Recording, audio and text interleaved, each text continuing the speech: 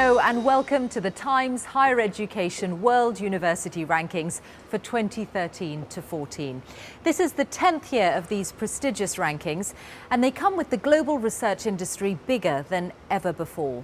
More than 7 million people are engaged in academic research around the world, with over $1,000 billion spent on their work.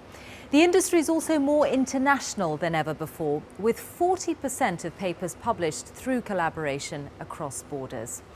I'm Michelle Hussein, and before we get to this year's rankings, a few words on what they're used for. Governments trust them to help shape policy, academics use them to guide partnerships and career decisions, industry and philanthropists find them useful for investment decisions, and with more than 170 million people in higher education across the world, the rankings are vital for prospective students and their families in helping them decide where to study. So now, time to look at this year's top 10. In 10th place, slipping down from 8th last year, we have Imperial College London. In 9th, up one place, it's the University of Chicago. In 8th place is the University of California, Berkeley, which has also moved up one place from 9th last year. Holding steady in 7th is the University of Cambridge, and in 6th, the same place as last year, is Princeton University. Moving on to the top 5 now, and in 5th, another institution to hold its place is the Massachusetts Institute of Technology. In 4th, down 2 places, is Stanford University. In fact, Stanford has swapped places this year with its US East Coast rival Harvard, which takes joint 2nd place with the UK's top institution, the University of Oxford. And the #1 university for the 3rd consecutive year is Caltech, the California Institute of Technology.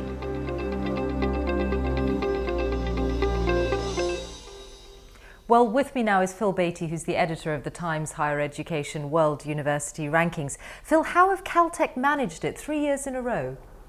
Well, I think all the universities at the top are absolutely fantastic. They have to be scoring very highly right across the range of our indicators.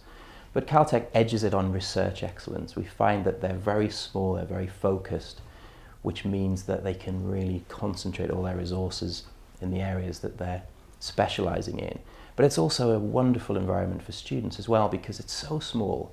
The students are really rubbing shoulders with these incredibly cutting-edge scientists. Now, this is a global list. They are the World University Rankings. And yet again, if you look at the top 10, there are only British or American universities in it. Yeah, the US and UK, as always, dominate massively. The US has 77 universities in the top 200. The UK has 31. But it's quite a diverse bunch when you get lower down. I mean, the Netherlands have 12 universities in the top 200, Germany has 10. And actually we're finding it's much more an Asian ranking as well. The Asian universities are really marching up the table. So China now has 2 in the top 50. Singapore's universities are rising. South Korea's top institution has risen further again. So we're seeing change at the top as well. And how are those Asian universities managing to move up like that? Well, it's pretty basic. I think it's about money. There's no question that the Asian nations, particularly the East Asian nations, have really recognized the power of universities to drive the economy, to drive the knowledge economy. They're putting money into their universities at incredible levels. Whereas in the West, we've seen austerity hitting universities, which I think is crazy. I think you need to invest in the universities to power the innovation and the knowledge economy.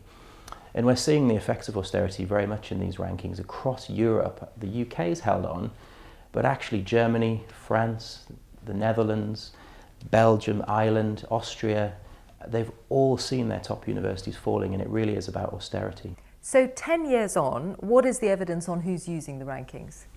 Well, we've really seen them emerge as a geopolitical indicator, actually. That's governments very keen about the knowledge economy, the innovation economy. They're using them now increasingly as a strategic tool. So we've seen the Indian government has targeted success in the rankings as an indicator of their competitiveness.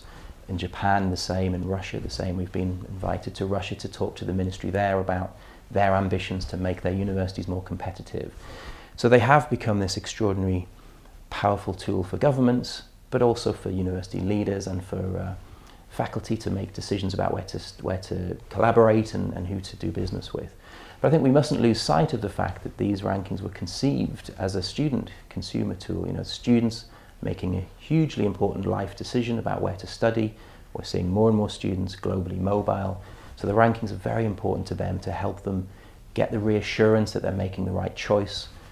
And also particularly when they're investing so much money, often six-figure sums, that they're going to a university that's got a global recognition. And you would say to those students, use this data, that it is user-friendly enough for them to plough through it as individuals and get what they need out of it? Yeah, you've got the headline ranking, which is pretty crude, in fact, the entire university given a single score, but we allow the students to disentangle the data, to drill beneath it, to look at teaching scores, research scores, international indicators, to look at knowledge transfer, how much the university works with industry, which is important to their potential employment prospects. And we have a website that allows you to rank by subject, to have profiles of the institutions, and a free iPhone app as well. So we're really working hard to make the data transparent and to make it as useful as possible to the whole range of consumers. Phil Beattie, congratulations on this year's rankings, and thank you. Thanks very much. And whether you're in government, an academic, or a student thinking about their future, you can find full details of this year's rankings on the website.